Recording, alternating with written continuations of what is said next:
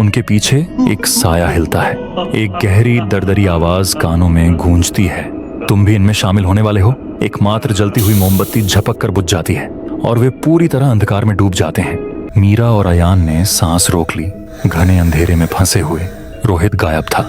निशा अब इंसान नहीं रही थी। कमरे में उनके साथ कुछ और था। अचानक मीरा के कंधे पर किसी का हाथ पड़ा। उसने चीखते हुए फोन की फ्लैशलाइट घुमाई और सामने रोहित था, पीला और कांपता हुआ। वो मुड़े और उसे देखा। निशा, वह छत से लटकी हुई थी। उसका सिर अस्वाभाविक रूप से मुड़ा हुआ था। उसका मुंह एक राक्षसी मुस्कान में फटा हुआ था। कमरा अराजकता में बदल गया।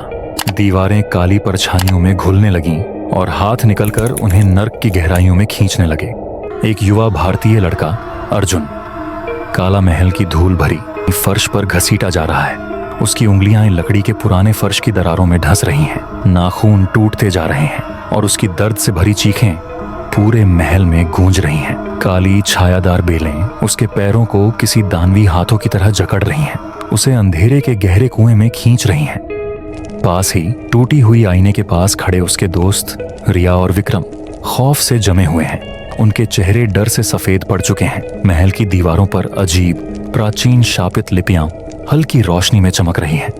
पीछे एक जली हुई भूतनी फटी पुरानी सफेद साड़ी में खड़ी है।